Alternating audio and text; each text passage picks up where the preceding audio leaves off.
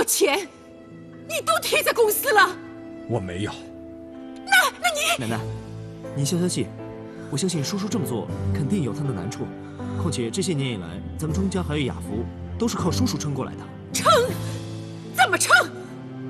当初把公司交给他的时候，可是一个兴旺的公司，都是他自个儿给弄糟的。奶奶，你就别逼叔叔了，他也不愿意承担这么大的责任啊。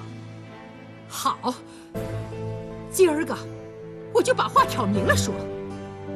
刚才我跟公司的股东已经说明了，从现在起，公司的董事长就是凯强。阿迪，把公司所有的事务统统交出来。妈，这个不是事先说好了吗？再给我2个月的时间。2个月？你还要2个月？雨晴，快扶我去客厅，快！妈，你身体这样行吗？行，快扶我过去，快！妈，慢点。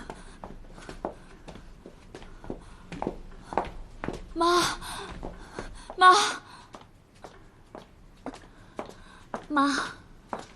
房子是我拿出去抵押的，您不要生阿弟的气。你说什么呢？这跟你有什么关系啊？是吗？亮星河也没这么大的胆子，敢拿我们家的洋房去抵押，肯定是你做的。妈，您不要生阿弟的气。奶奶，你看婶婶身体不好，你就看在婶婶的面子上，不要再为难叔叔了。妈，我求你。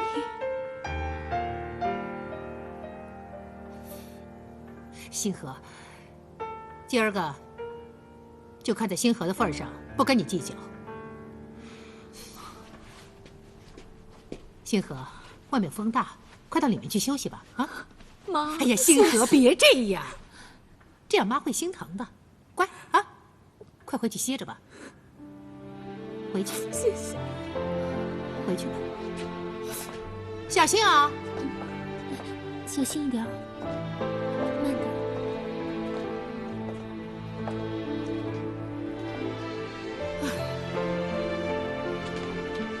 妈，你呀，消消气吧，咱们上楼休息啊。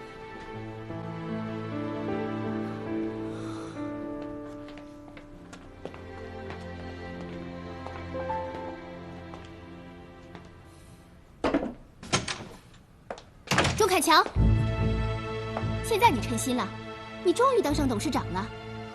我倒要看看，雅福在你手里究竟会不会比我爸爸做的强？你有什么本事啊？不就是我奶奶的宝贝孙子吗？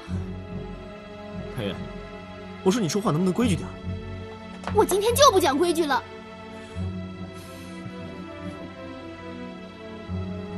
我就是不明白，我爸爸没有功劳也有苦劳啊。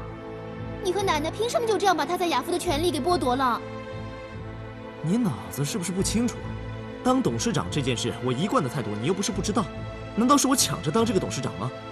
我不管，反正这个董事长现在是你当上了。我警告你，你要是利用你手上的权力欺负我爸爸，我绝对不会放过你的。胡说什么呢？爸，回你自己房间去。你给我听好，明天给我回学校去。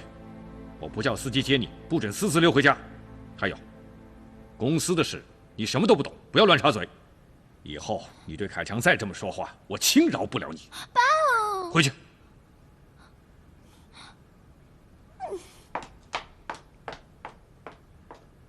凯强，我替凯越对你说声对不起。刚才他……叔叔，凯越的脾气我还能不知道吗？我不生他的气。只是，今天奶奶突然宣布让我接替她当董事长，我也吃了一惊。我刚才在想，等明天奶奶气消了以后，我再跟她好好谈一谈。不用了，你当董事长是早晚的事。这回奶奶呀，真是下定了决心呢。刚才我和几个董事通过电话，他们都说已经接到你奶奶的通知了，下周3就开董事会。到时候决定这件事，不能再变了吗？再变对公司更不利。啊，不过凯强，你要答应我一件事。叔叔，你说。你当了董事长之后，再给我2个月的时间。你的意思是，以前你奶奶当董事长，那都是名义上的，其实都是委托我这个总经理来行使董事长的职务。你当了董事长以后，我当然应当把公司大权都移交给你。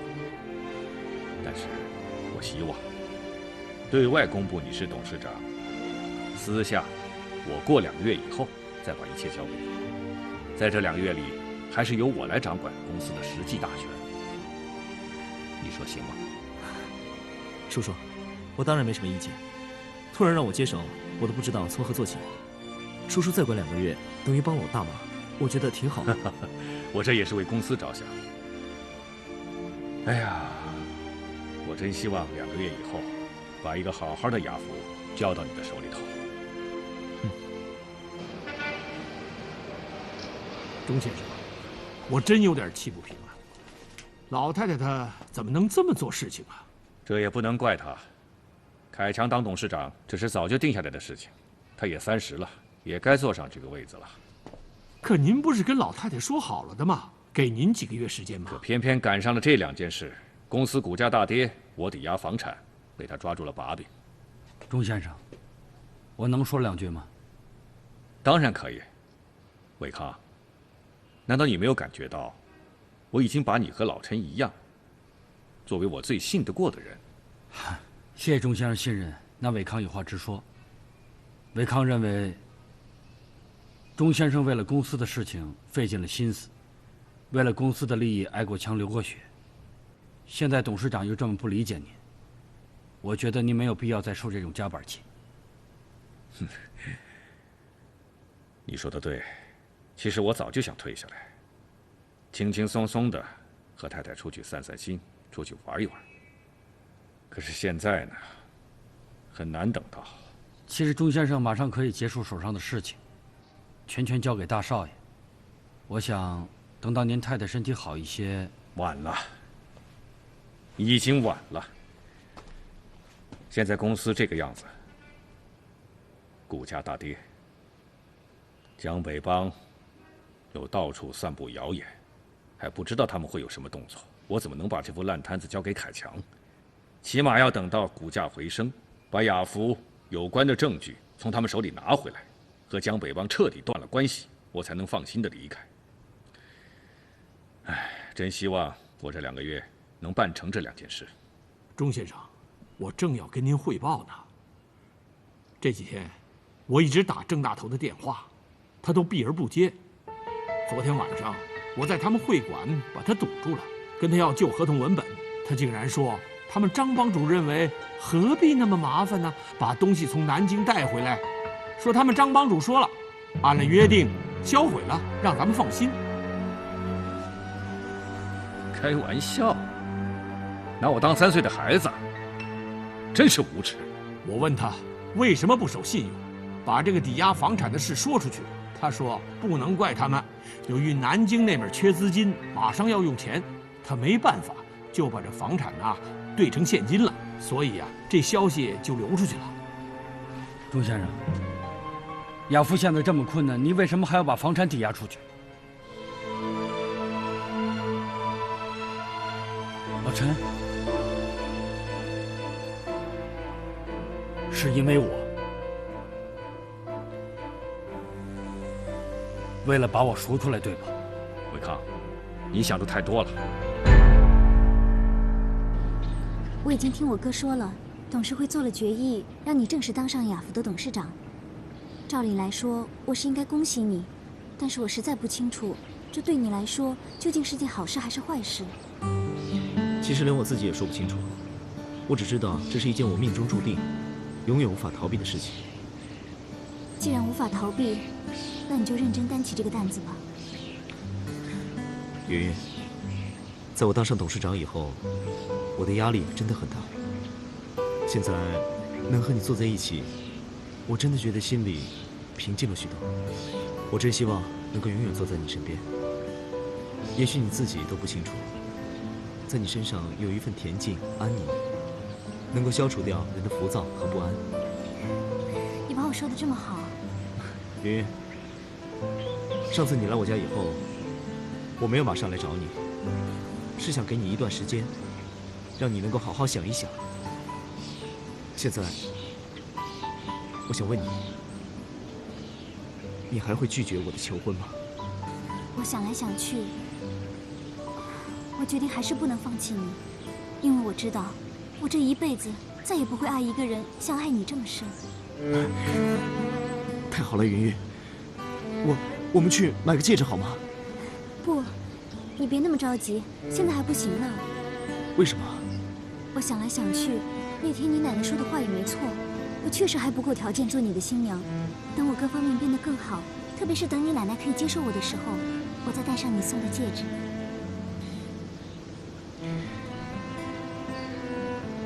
云云，你放心，我会想办法说服我奶奶。不，我不要你去勉强她，我要让她从心里真正的喜欢我，接纳我。凯强，也许这会让你等上一阵子。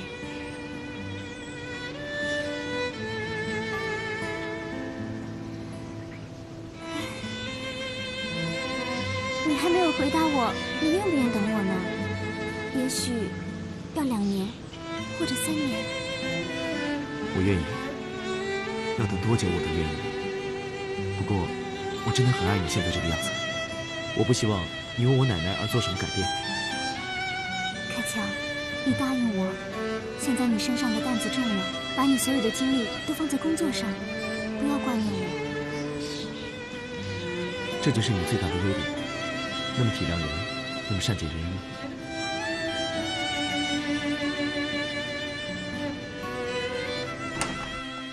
总经理，您要制定的计划方案我已经弄好了。是吗？你动作真快啊！来坐。现在呢，正是个好时机，雅福银行的股票大跌。你放心，你那儿做计划，我这儿就已经开始行动了。我们已经买进了大量雅福的股票。那就太好了。在我这份计划书当中呢，也提到了要大量吃进雅福的股票，而且要动用一些手段，把他们的股票压低，再压低。好。当然了，光靠这些是远远不够的。想要最终吞并雅福，咱们就要动用一些手段，把他们钟家人的股份从他们手中挖过来，这样才能掌握董事会。更详细的计划呢，全在这里面。您过目。我会尽快把这份计划送到南京，交给金先生。好。我们抓到了一伙专门入室盗窃的团伙，我审了几天，他头头供出一件事情，我觉得这件事情你会感兴趣的。什么事儿？那个贼说，他们有一辆车，专门是作案时用来装货的。曾经有过一个在雅福公司做事的人向他借车，第2天就去还给他们。后来那个贼又告诉我说，他听说在事发的当晚，好像有辆摩托车被汽车逼着撞翻了。他们怀疑，你是说何宇豪的案子是吧？我让那个贼回忆了一下日期，正是何宇豪出事的那天晚上。我去检查他们那辆车，发现那辆车的轮胎印和何宇豪出事地点的轮胎印是相符的。你刚才说是雅福公司的职员向他们借的车是吗？是的，是他下面的一个小跟班介绍那人来的。那人借车的时候，并没有让他们的头头说出自己的身份，所以头头不想借车给他们。那小跟班向头头担保，第2天保证还回来，所以那头头就借给他了，而且还跟他说，那个人是雅福公司的，很有身份。雅福公司？于是我又把那个人从牢里调出来，单独审问。他说刚刚那个人他其实也不熟，也是通过别人介绍认识的，只知道那个借车的人姓李，在雅福银行做事。后来他们一起喝了几杯，那个姓李的向他吹嘘，说他的顶头上司和钟家的关系特别熟，好像是他妈妈是钟董事长的干女儿。那很有可能是吴建飞的手下李海定。你能肯定吗？吴建飞的妈妈叫林雅茹，是钟老太太的干女儿。吴建飞有一个最得力的手下，就是李海定，而且李海定也是在雅福银行的。吴建飞贪污了雅福银行的钱被开除以后，这个李海定也跟着离开了。那个人现在在哪儿？据说是跟着吴建飞去了宁通公司。哦，宁通公司，那个跟上海的江北帮有密切关系的帮会。我有一件事情想不明白：李海定借车害死何宇豪，这是为什么呢？据我知道，李海定跟何宇豪根本就不认识。是啊，这事是很蹊跷。明辉，能不能先把李海定抓起来审问？没有证据怎么能够抓人？那这条线索也不能就断了，得抓住害死何宇豪的凶手。明辉，这次你无论如何得帮我。你让我想想，看看能有什么办法抓住一些李海定的把柄。只要把他送进巡捕房，这事才好办。明辉，你能不能派2个人秘密地把李海定抓起来，再进行审问？不到万不得已，不能这样做。阿康，这件事你要保密。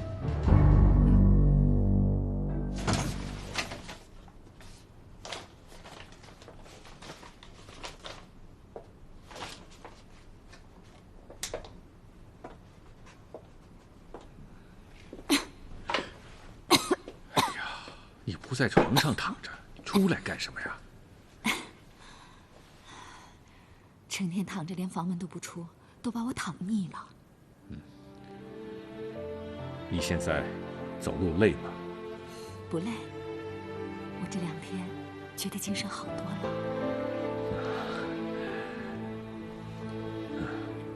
这么晚了，还在忙公司的事？是啊，我算来算去，没有上百万的资金，要想拖住我们的股市，那是不可能的。可我上哪儿找这么一大笔钱？阿弟，现在我躺在床上，每天在想的，就是我们在一起的那段快乐日子，还有跟着你一起料理雅福事务的日子。可是现在，我就像个废人一样，都没办法帮你分忧解愁，这让我很痛苦。别这么想，你为我付出的够多的，我很快就能卸下肩上的担子，到那个时候，我就能一身轻松的天天陪着你了。但愿我能够等到那一天。阿弟，我很了解你，你要是不把雅福的事务处理好，你是绝对不肯把这个烂摊子丢给铠强的。所以我真的不奢望你能天天陪在我身边，我只希望你能够健健康康、顺利的让雅福把这个难关给度过，我就死了无憾。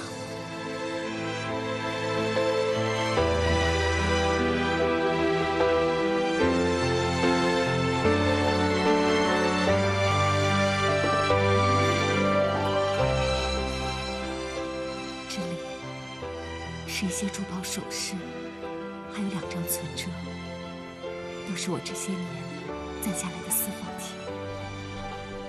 其实大部分都是你送给我的礼物。现在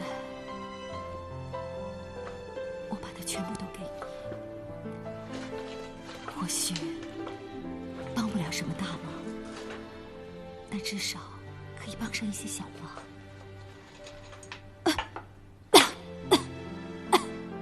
你这是干什么？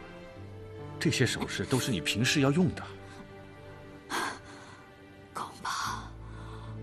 恐怕我再用不上了。别瞎说。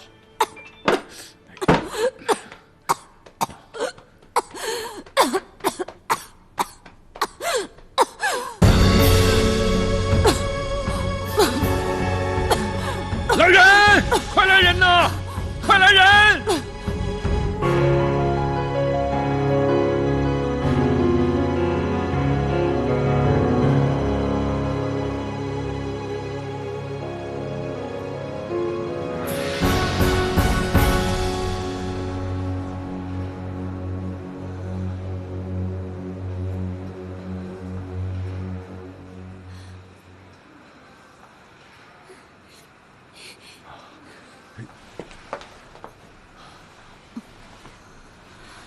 小心点啊！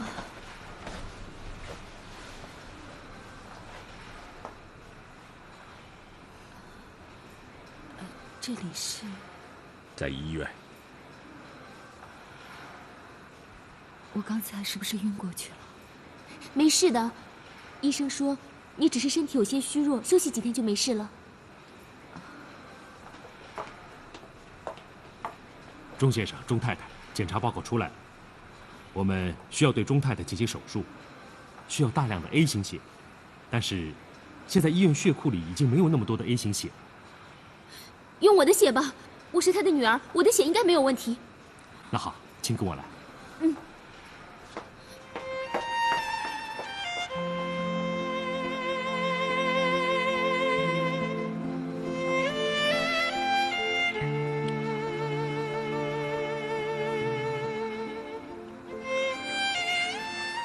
阿迪，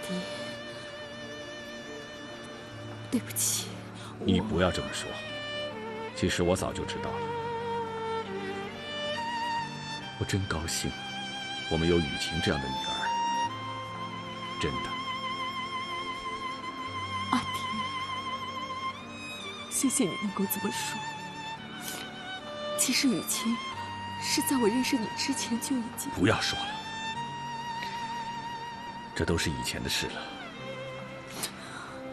你真的能够把雨晴当做你的亲生女儿吗？如果有一天我要是走了，不要说这种傻话。雨晴是你的女儿，就是我的女儿。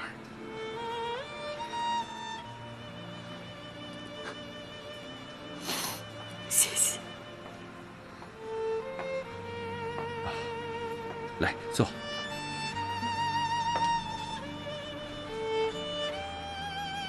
雨晴。我希望你以后能把我当成你的父亲看。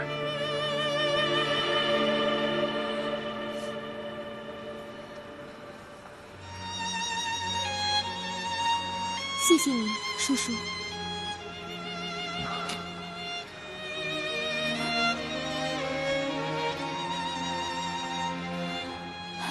雨晴，来。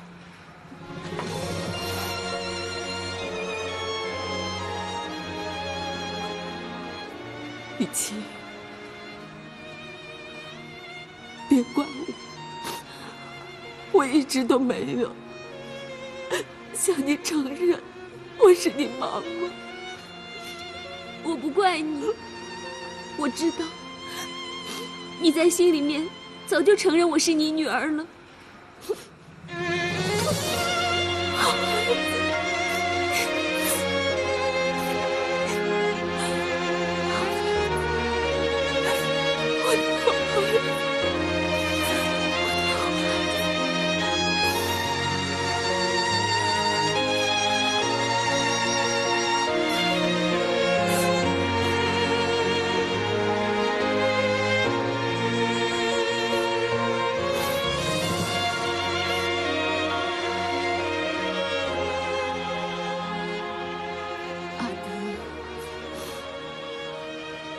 我想请求你，这件事暂时不要跟任何人讲，甚至是凯然，好吗？你放心，这是我们3个人的秘密。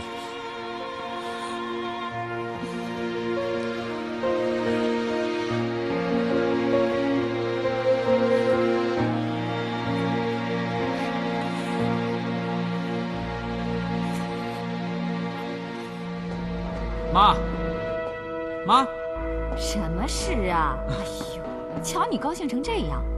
哎，今天怎么这么早就回来了？啊，我呀要去南京，我回来收拾一下东西，坐今天晚上的火车走。瞧你这孩子，到南京出个差就高兴成这个样子。妈，不是因为出差，因为总经理告诉我，南京看了我那份计划书以后，非常的满意，让我过去再商讨一下细节。什么样的计划？本来这事儿应该是瞒着你的，但是谁让你是我妈呢？我们宁通公司啊，要吞并雅福。如果这个计划实施成功的话，那么从此上海滩就没有雅福了，那他们钟家就完蛋了。妈，这难道不是个大喜事儿吗？啊？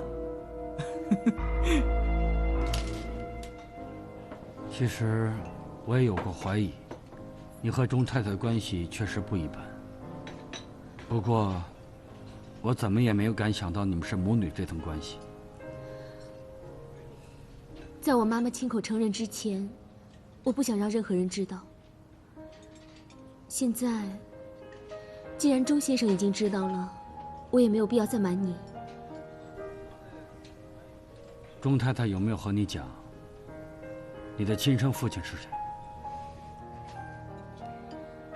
我看得出来，他不想跟我说，所以我就没问。只可惜，你的养父侯有顺死了，还有那个私家侦探钱震也死了。要不然就可以弄清楚一些谜团，比如说，你的亲生父亲是谁？另外有一点我还奇怪，你妈妈钟太太根本不认识何有顺。我现在不想知道，知道了又能怎么样呢？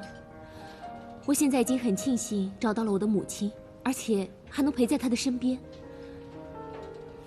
我现在已经很满足了。不过，我现在看到他这个样子，我害怕，我真怕他挺不过去。其实，你可以多往好处上想一想，说不定你妈妈的病会有转机。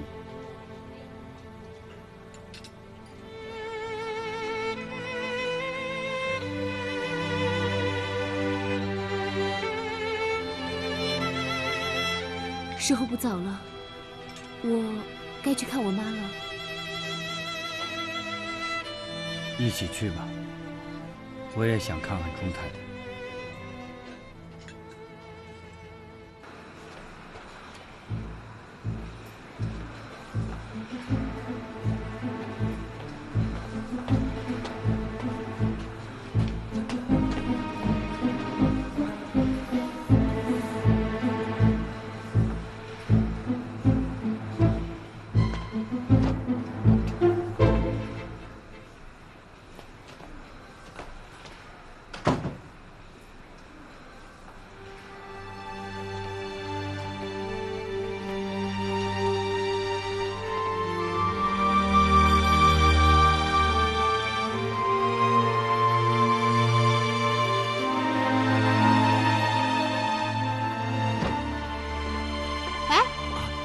你是谁啊？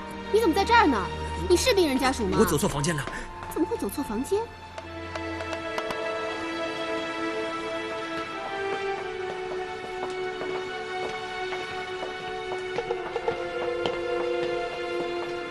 哎，何小姐，你去哪儿了？我刚才去病房送药，看见一位中年男人站在钟太太的病床前，那人一看到我就说是走错房间了，慌慌张张的就走了。中年男人，个子高高的，穿了件灰色衬衫。谢谢。不客气。会不会是任叔？任叔？我来医院找你的时候，远远的看见他，我也以为他是来找你的。没有，他没找过我，我都好久没见过他了。我见到他的时候，他倒是也穿了件灰色的衬衫。董事长，有些事情我决定还是要向你汇报一下。有什么事尽管说，不要有什么顾虑。我很担心你叔叔，他好像正在受到，不知道该怎么说，是压力还是威胁。你为什么会这么想？我从账目上来看，这些年，他经常在向一个叫宁通的企业划款，大部分是划到南京的总公司，也有些是划到上海的分公司。近来更是有几笔款项，他是以执行董事长职权的名义，直接提取现金。现金的用途呢？提款时不是需要说明吗？用途一栏上只是含糊地写着“特殊支出”。这怎么可以呢？有总经理的亲笔签名，财务部是不会管的。而且我查了一下，这些款项基本上都是陈荣亲自去提取的，所以不会有人知道。我们雅福和那个宁通公司有什么生意上的往来吗？没有，所以我才会觉得奇怪。董事长，本来我不想现在跟你说这些。为什么？你是公司的财务监督，当然要及时向我报告。我觉得你叔叔的压力很大，而且近来情绪很不稳定，再加上你婶婶也病得很重，我觉得董事长你应该多关心关心你的叔叔。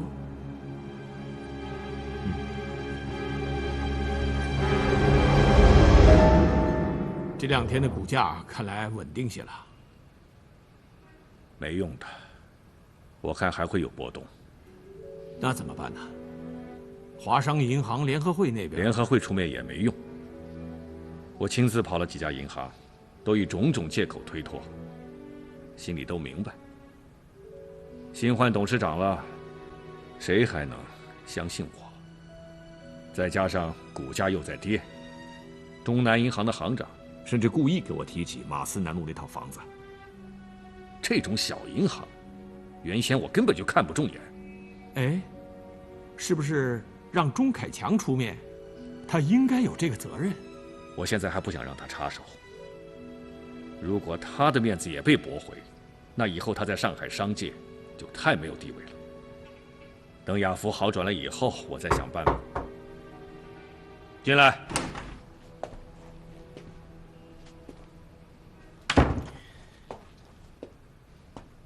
凯强，找我有事啊？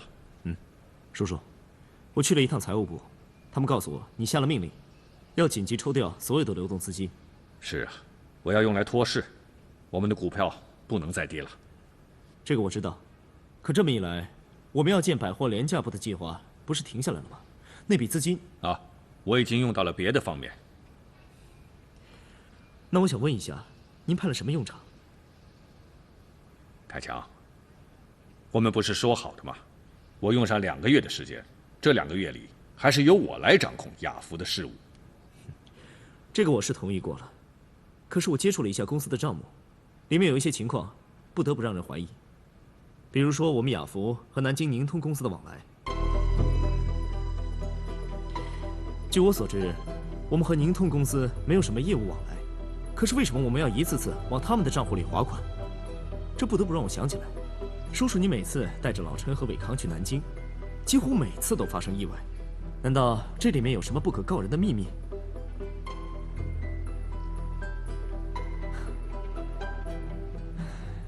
你不回答，说明有难言之隐。我能不能认为，你已经默认了我的猜疑？钟少爷，如果你仔细看了雅福这些年的账目，你就应该清楚，你叔叔是怎么把公司发展到现在的规模的。叔叔，我不得不通知你，从今往后，公司再有大宗账目支出，都得由我来过问。如果理由不充分的话，我都不会批款。钟少爷，你不相信你叔叔？我倒是想相信你，可是我发现我叔叔经手的大宗账目支出都有问题，难道我这个董事长能任由这个事情再发展下去吗？钟少爷，老陈，不要再吵了。钟董事长，你说的很有道理。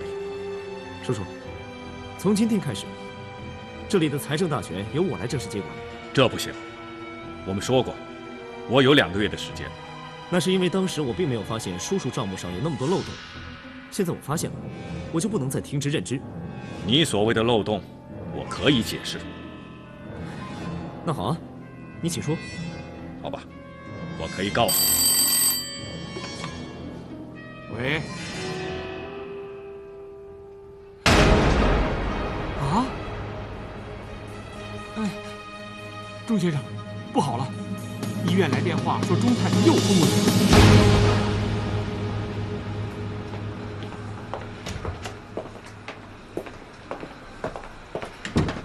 怎么样，医生？我太太她……刚才深度昏迷，现在刚刚清醒过来。钟先生，你要有心理准备。我看钟太太熬不过今晚了。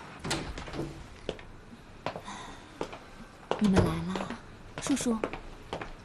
凯强，婶婶，来。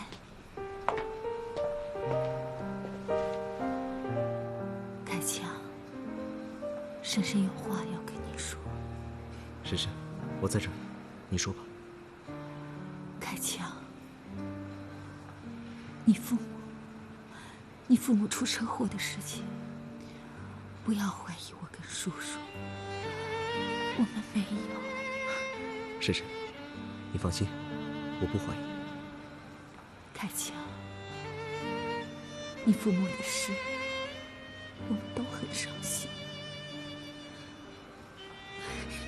你别说话了，你真的太累了。凯强一定明白的，他不会怀疑你们的。好，凯强，你是个好孩子，亚夫交给你，婶婶就放心了。求你，如果你叔叔以前有做错的，你一定要谅解他。婶婶，我答应你。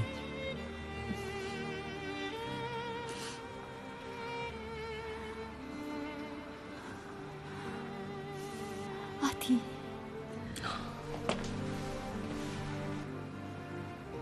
有一封信。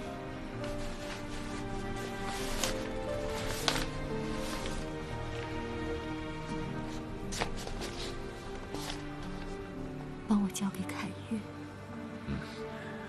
我已经让老陈给学校打电话了。我怕来不及。等凯越结婚的时候，帮我把信交给他，帮我请求，帮我求他不要怪我。我请求他要谅解我。星河，别这么说。凯约是最爱你的。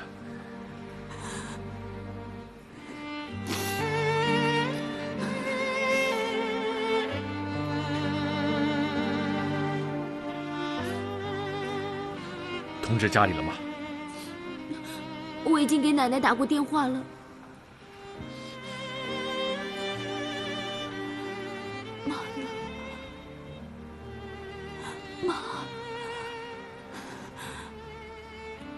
给妈。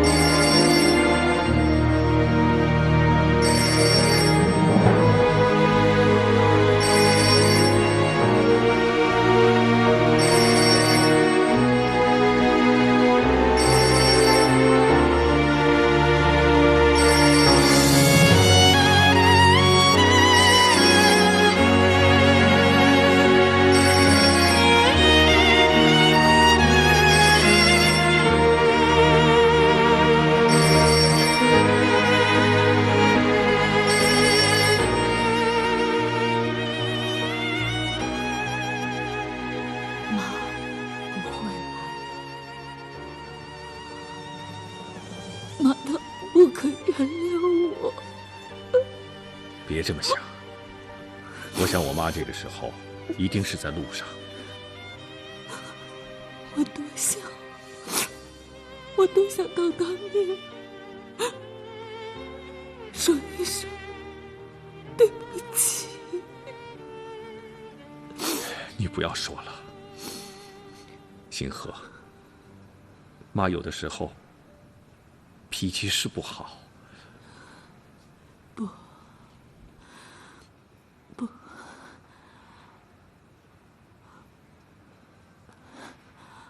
我只记得他对我的好。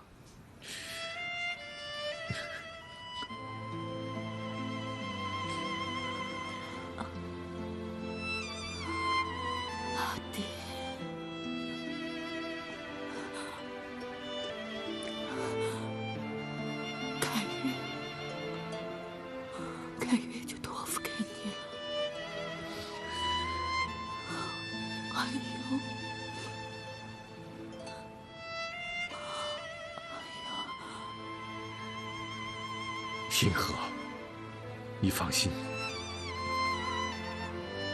于晴就是我的亲女儿。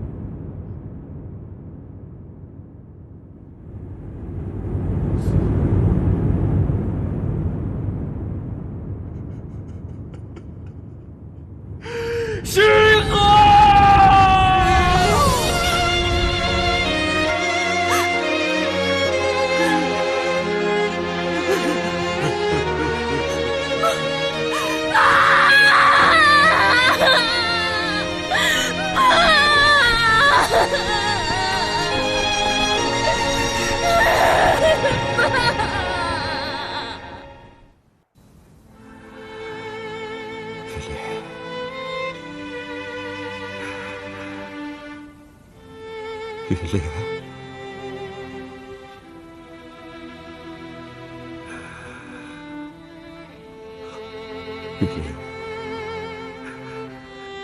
月莲，月莲，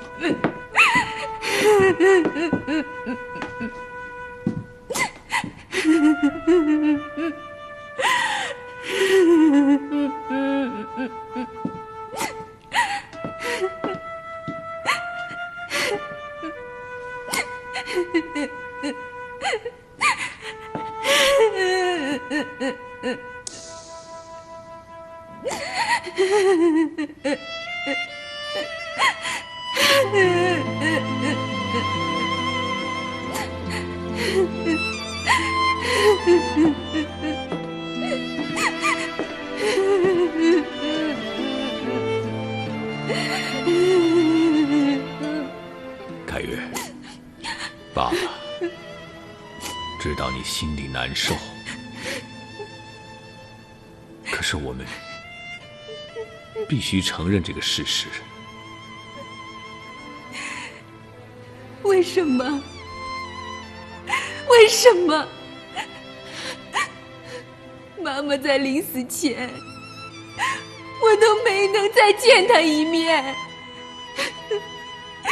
都是你们把我送到那个该死的寄宿学校。等我回家的时候，妈妈都已经走了。我想再跟她说一句话都不可以。我想再叫她一声妈妈，她听不到了。我恨你们，也恨妈妈。她怎么舍得就这样抛下我？她怎么可以不管我？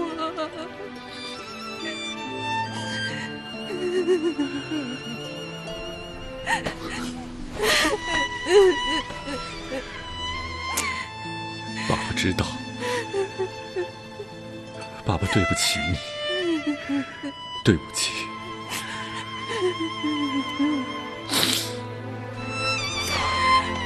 好，去参加你妈妈的葬礼。我们这就走。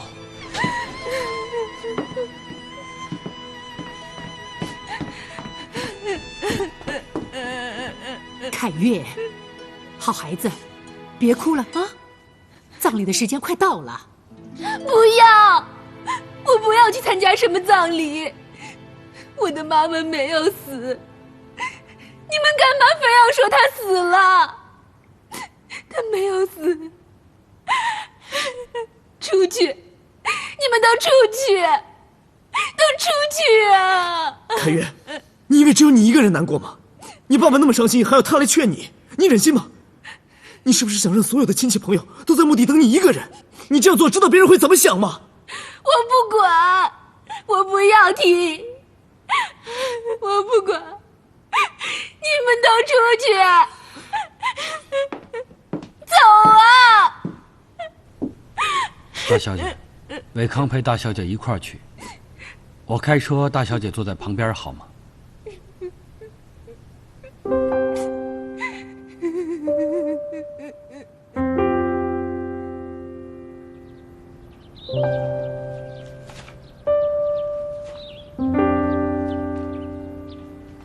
有谁知道情义无价，能够付出不怕代价，任凭爱在心头挣扎。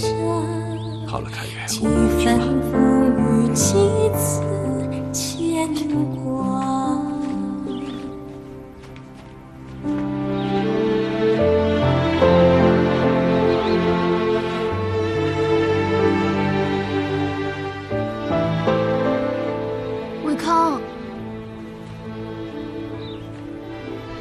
伟康，你跟他们一块回去吧，好好劝劝凯越。哥，你去吧，一会儿我跟凯强送雨晴姐回家。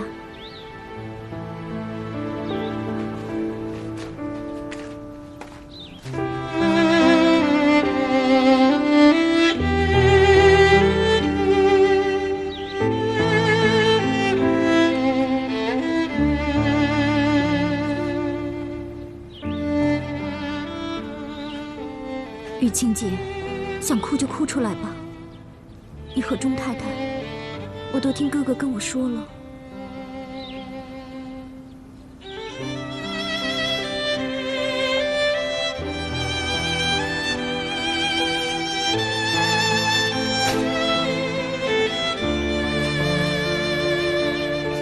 妈，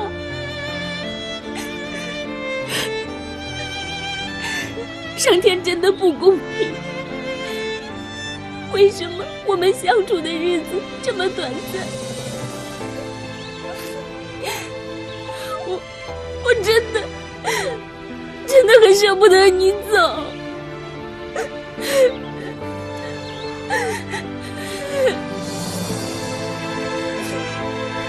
妈，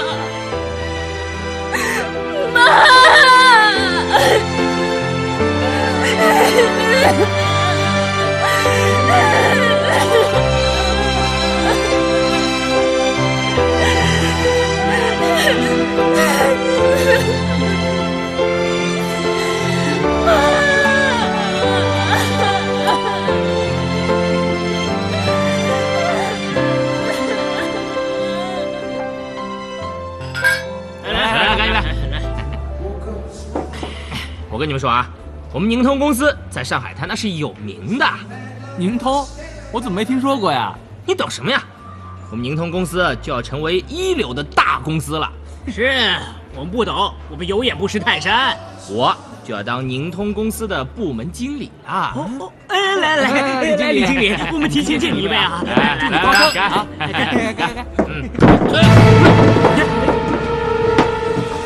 怎么走路的？眼睛瞎了？你才瞎了呢！敢骂老子，不想活了？是你先撞的我，你还不讲理了？你干什么？住手！住手！别打我！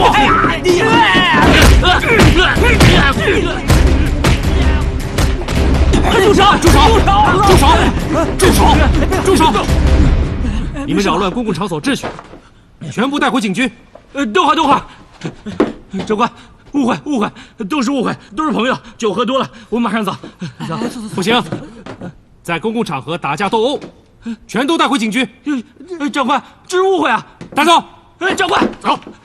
长官，误会，这是误会啊！长官，走。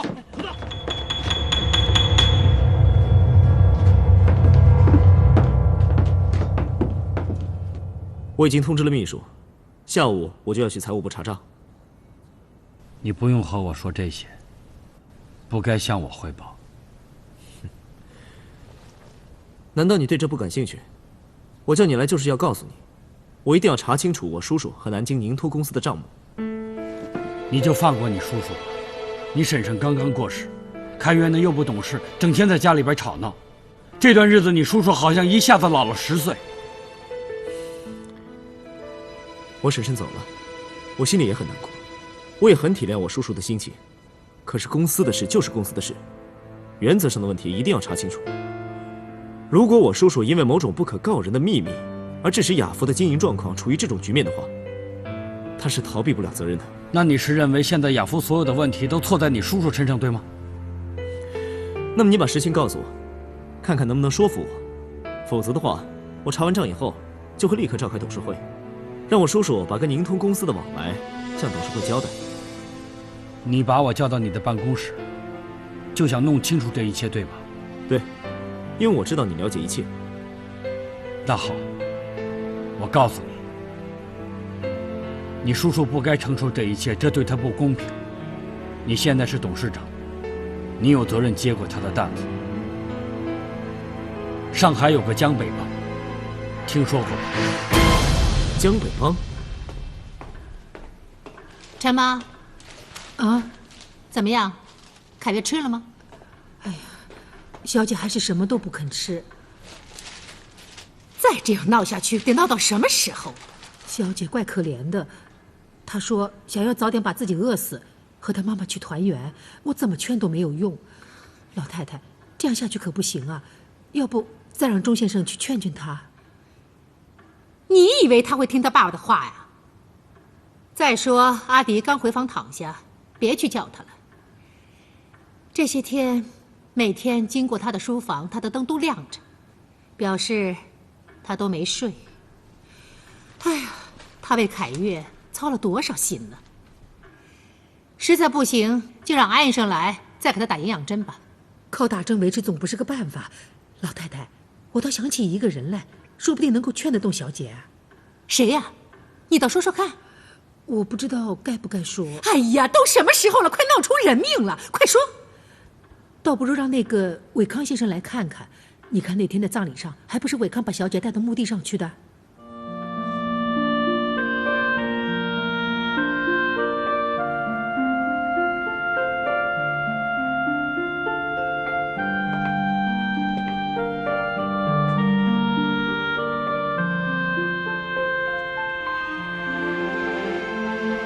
没人知道你婶婶在这个家里生活了20多年，心里有多沉重。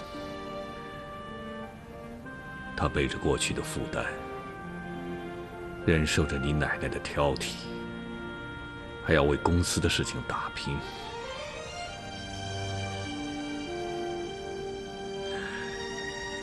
现在她终于可以轻轻松松地睡上一觉。只是你把这些都推给我一个人，家里的事情、公司的事情，就撒手不管了。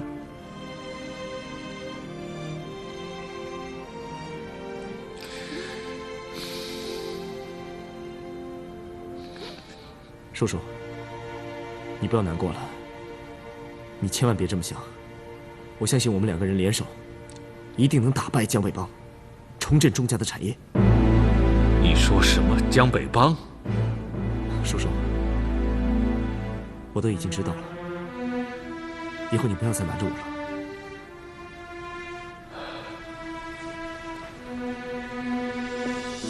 是伟康康告诉你的吧？是我逼他说出来的。这都是我的错，我不该和这种帮会扯上关系。叔叔，当时有当时的情况，我相信不到万不得已，你是绝对不会走这一步的。江北帮钳制着我，把我们雅福搞得很苦。这件事，我一直不敢告诉你奶奶，怕她受不了。叔叔，那你为什么不去巡捕房告发他们？我问过伟康，他也不清楚。难道这件事会牵扯到你吗？以前的办名帖在他们手里头，如果告发他们，任何一个江北帮的人就会杀了我们全家。现在虽然办名帖拿回来了，但还是有把柄在他们手里。什么把柄？我曾经被他们逼着用我们雅福的货船为他们偷运过枪支和鸦片。叔叔，这种事你怎么能干呢？一开始呢是被他们蒙骗的，等我知道了以后，全都晚了。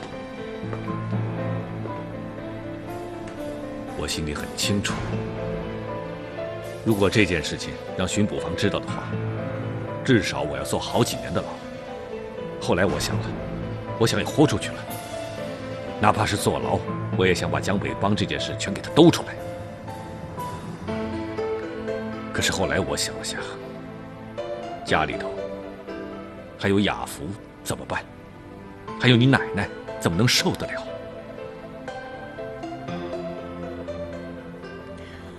叔叔，没想到这么多年来，你是这样支撑着雅福。原先江北帮的老帮主还会讲点理，后来老帮主过世，换上新帮主张焕，他对我们欺压得更狠了。所以这些年来，我不得不一次次往他们那儿划款。这其中我也反抗过，可是你也看到了，凯越差点被绑架，我和伟康都受了伤了。叔叔，我真没想到你压力这么大。凯强，我现在最大的愿望就是彻底了断和江北帮的关系，还给你一个干干净净的雅福。可我还没能做到。这次股票大跌就是江北帮的阴谋。现在我们公司的状况也很不好，所以叔叔想用2个月的时间来独自应付这个局面，是吗？叔叔，这件事情上我虽然没什么经验，但是我相信我们叔侄2人同心协力，也比你一个人孤军奋战要强。你放心，我会想办法的。这些天你好好休息，等我有了主意，一定找你商量。谢谢你，开强。谢谢你那么谅解我。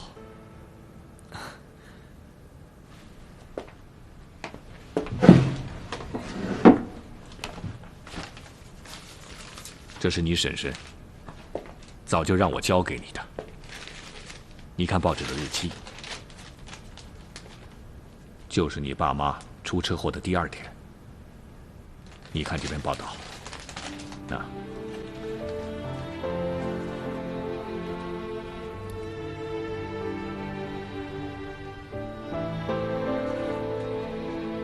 这上面说那晚你和婶婶参加了一个大型的慈善晚会，从7点开始一直到11点。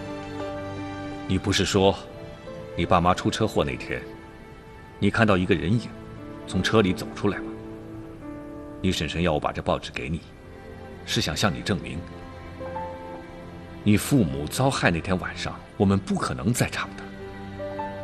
但是我和你婶婶说，我说没用的。如果凯强怀疑我们，他可以认为我们不在现场，但可以幕后指使。可他还是希望把报纸交给你，能消除你的猜疑。我听说他这是让秘书从废报纸堆中翻出来的。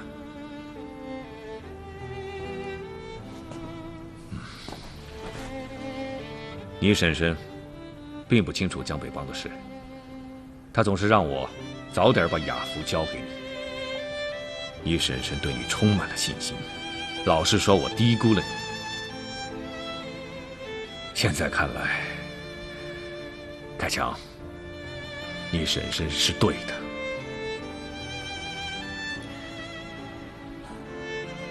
叔叔，对不起，我实在太不懂事了。我现在才知道，我婶婶对我是非常疼爱的。这20多年来，一直在充当我妈妈的角色，我却一直怀疑你们。叔叔，你原谅我，请代表我婶婶受我一拜。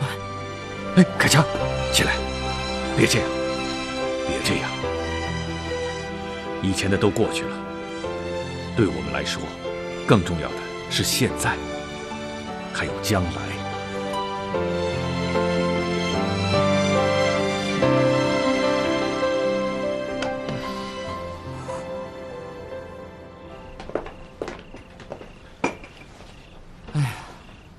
我耍了点小计谋，就把李海定关进了巡捕房。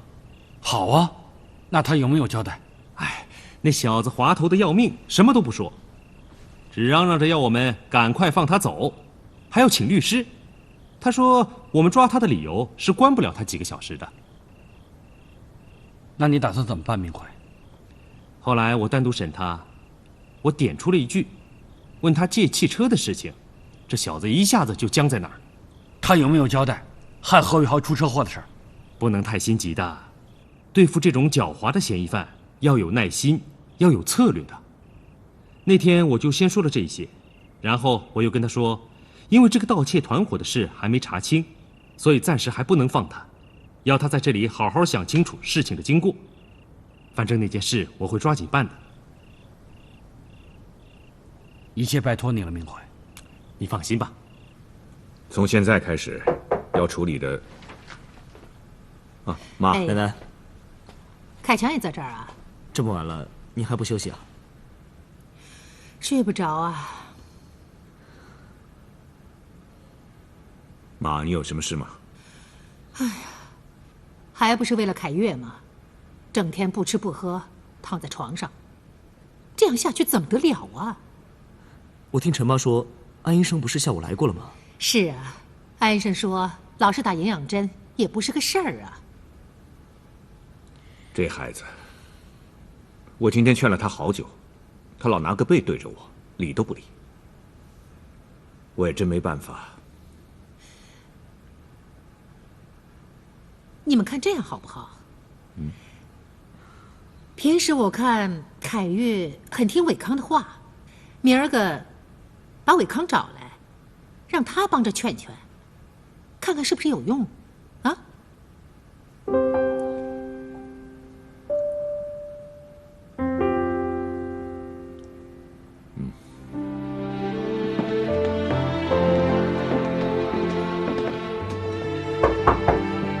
凯越，开一下门，我们来看你了。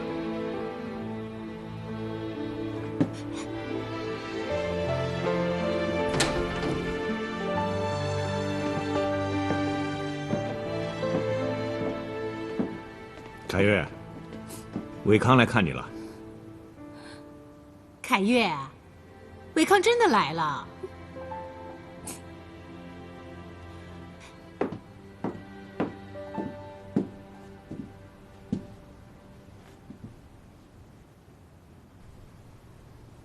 大小姐，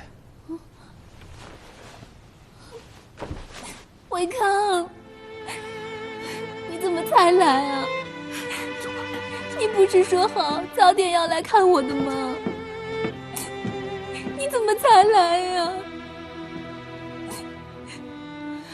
我知道你为什么不来，因为我是个坏女孩。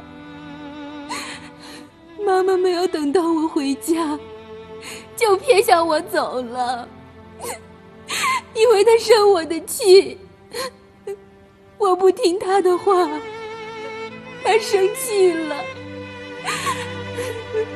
爸爸和奶奶也是一样的，他们都不喜欢我。大小姐不该这么说，你奶奶怎么会不喜欢你？她不喜欢我，她就是不喜欢我，因为她不喜欢我妈妈。爸爸除了忙工作，根本就不关心我，没有人关心我。大小姐，钟先生呢，是因为工作忙，他绝对不会不关心大小姐。我心里的话没有人说，伟康，我也只能跟你说，妈妈不在了，我不知道我是要爱她还是要恨她。大小姐为什么要恨你妈妈？我不明白，她生病的那段时间，为什么非要把我送到学校去，不让我留在家里陪她，却把那个何雨晴接回家里，天天陪着她。我不明白，我恨死那个何雨晴了，恨死她了。大小姐不应该恨何小姐。何小姐尽心尽力地照顾你妈妈，替你做了一个女儿应尽的孝心。我不要她替我尽孝心，我才是我妈妈的女儿，我会自己尽孝心，我自己会尽的。是她抢走了我妈妈，我爱的东西，她都要抢走。大小姐相信伟康吗？你要相信我，目前对你最重要的，躺在这儿好好休息，然后吃东西。我一会儿让陈妈拿鸡汤给你。伟康，你不要走，你留下来陪陪我，不要离开我。那你得答应我先吃东西。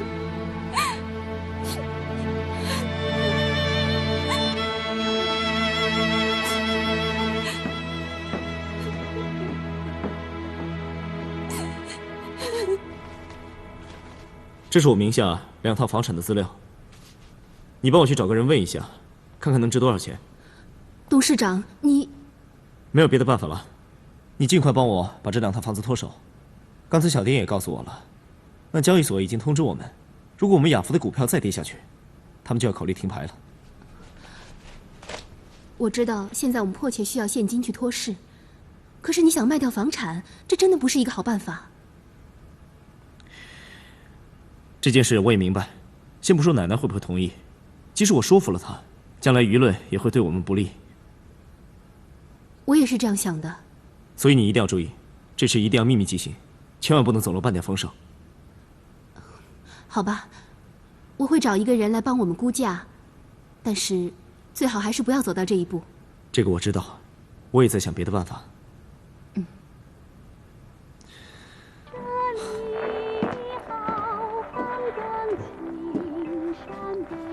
妈，雨晴要搬回去了。哦，我想，我们是不是该留她？为什么？我为什么要留他？难道说你老婆在外头养了野孩子，我们也要跟着养吗？妈，你说话也太难听了。星河病的这段日子，雨晴她付出了很多。其实说起来，雨晴这孩子也还不错。这些日子倒是没话说，要怪只能怪他那个妈。好了好了好了，算我多嘴。那我去送送雨晴。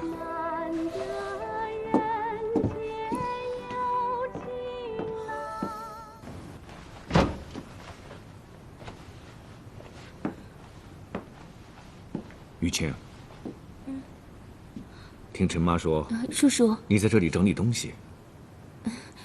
我本来想收拾完东西以后去给你们说一声的。你要搬出去了？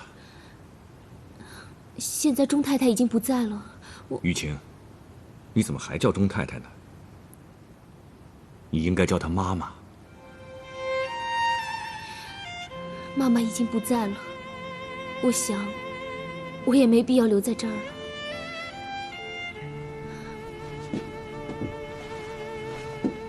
雨晴，在你妈妈临终前，我答应过她，要把你当亲生女儿来看待。但是凯越现在还不知道内情，奶奶又……所以我不方便留你在家里住。我明白。雨晴，你记住，虽然你不住在这儿，但这儿就是你的家。以后有什么难处，你可以来找我。嗯。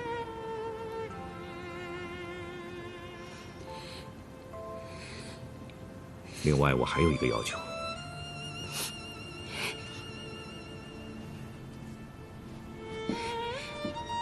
叔叔，你说。找机会多接近凯越。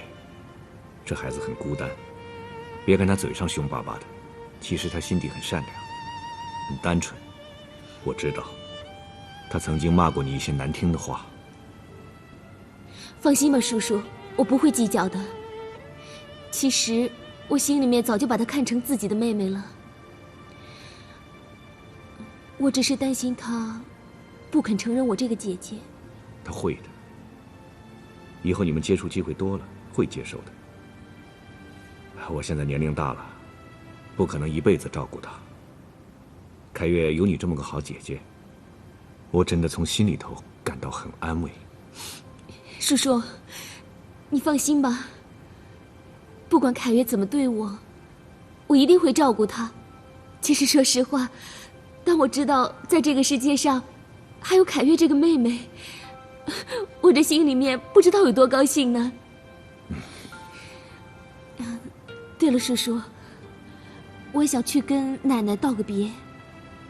好的，你去吧。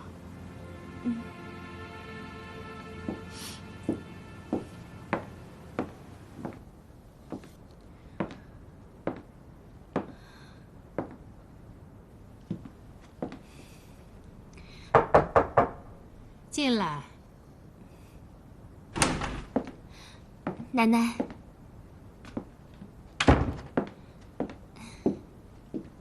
奶奶，我准备回家去了。这些天我没能帮上什么忙，倒是给你们添乱了。别这么说，你对大家都这么好，你是个什么样的姑娘，大家都很清楚。奶奶，你一定要注意身体啊！家里和公司的事情，您都别太操心了。雨晴啊，过来。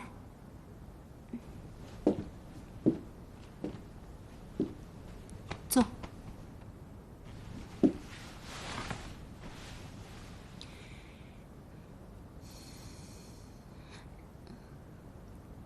雨晴啊，奶奶有一句话。奶奶，你说。雨晴，你也知道，你跟凯强的事儿，奶奶以前都不赞成。以前是这样，可这今后……奶奶，我跟凯强没什么，我们俩只是普通朋友。不过，奶奶，我倒是特别希望你能够多多发现伟云小姐的优点。我对云云特别的了解，我觉得她是一个很善良、很温柔的姑娘。将来啊，一定会是个好媳妇儿。凯强要是娶了她，那再合适不过了。瞧你这小嘴这么会说，像个媒婆似的。我说的是实话。以后再看看吧。奶奶，我想……有话就说。我想去凯越的房间看看她。我听陈妈说，从葬礼上回来以后，凯越一直在房间里不肯吃东西。说的倒也是，亏得伟康来劝他，这才吃了一点饭。去吧，让陈妈带你去看看啊。奶奶，我走了。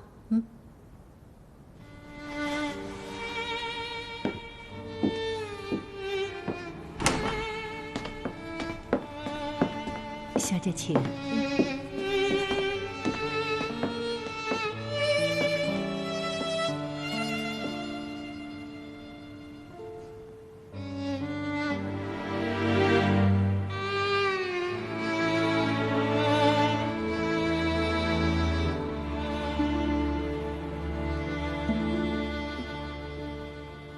瘦了，是瘦多了。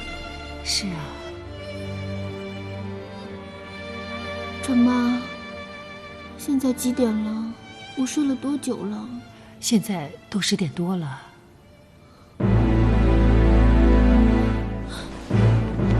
你又来我们家做什么？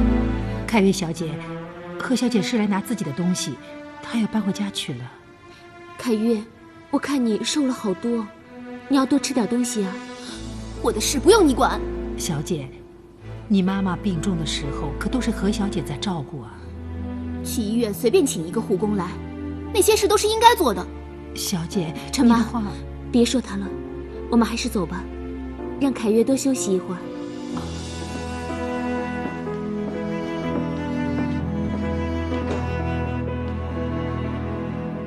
我下午刚从南京回来，一到公司就听说李海定被巡捕房的人给抓了。李海定，你那个助理，他为什么被抓？听说在喝酒的时候跟人打了起来，可是那个人都已经被放出来了，就把他关在里面。嗨，他们2个肯定是托了人情才放出来的。打架喝酒闹事关不了几天，你在这着急什么呢？妈，这个李海定知道我很多事情的嘛，万一他要是在里面，哎，他那张嘴牢不牢靠？他这个人呢，滑头，胆子又小，我怕被巡捕房的人一吓唬，他就会出卖我的。你在雅福银行做的那些事，仲迪他们已经不追究了，巡捕房也不会拿你怎么样。妈，不是这些事儿，还有更严重的事儿呢。究竟有多严重？快点跟我说实话。妈，你不要逼我，我要说出来的话，可能连我的命都难保了。你这个孩子就是不听话，我跟你说过多少遍，叫你别去做那些胡作非为的事情，你就是不听。你现在跟我唠叨这些有什么用啊？我现在急都急死了。我跟你说这些干什么呀？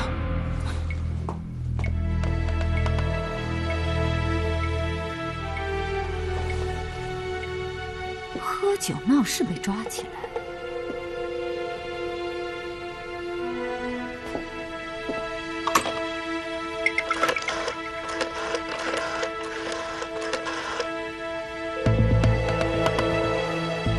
张老大吗？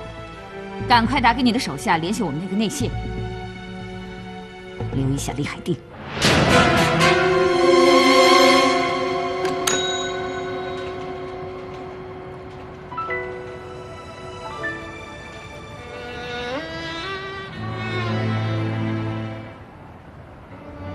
雨晴啊，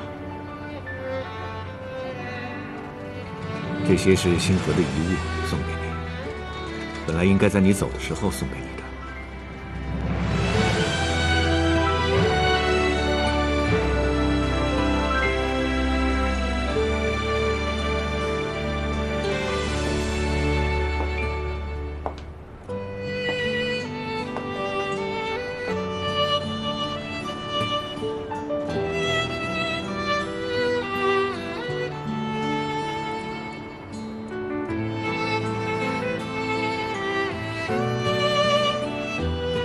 这是妈妈最喜欢的东西。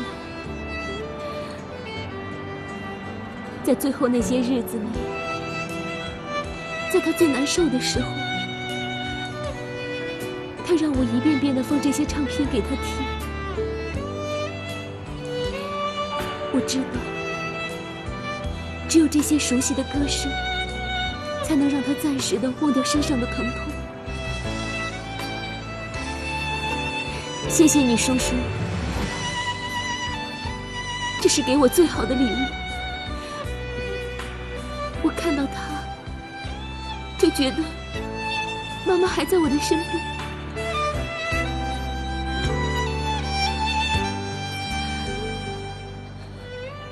雨晴，还有一件事，是关于凯越。叔叔，你答应凯越吧，让他跟伟康结婚。你是怎么知道的？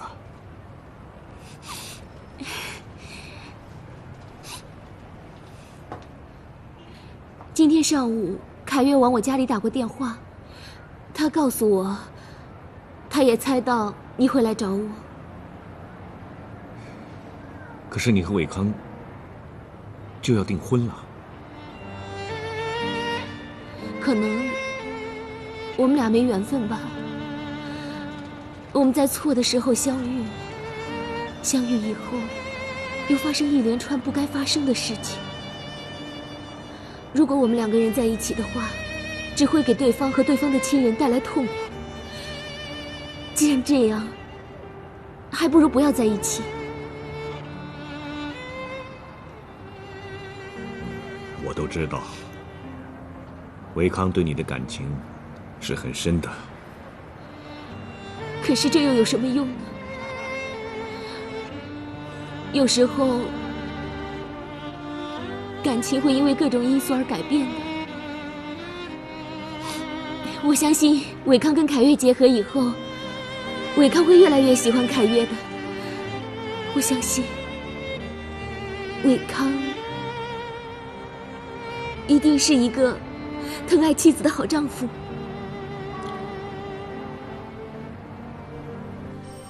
明辉，是不是有好消息？李海定招供了。哎，你不要着急，坐下来慢慢说。你不要紧张啊！立刻说吧，我都急死了。李海定死了。李海定死了？他们早上发现他的尸体，他在牢房里上吊了。这怎么可能？在牢里上吊自杀，他哪来的绳子？轻点。我怀疑他是被谋杀。我们验尸后发现，他是先被人掐昏后，再用绳子吊起来。可我昨天审问过他，他已经说了，有人指使他用汽车去撞何宇豪的摩托车，结果造成了车毁人亡。他有没有说那个人的名字？没有，他很惊慌，很紧张，内心很矛盾。我想下次再审问他的时候，他一定会把全部都讲出来。没想到他，谁有这么大的本事，在牢房里还可以杀人灭口？是啊，他们以为这样做，我们就能断了线索。其实他们很笨，这反而让自己给暴露了，使我原来的猜测有了依据。你认为是谁杀了李海定？但是没有确凿的证据，不能告诉你。暂时要耐心一下吧。伟康，今天找你来有一件事要问你：钟先生跟江北帮到底有什么关系？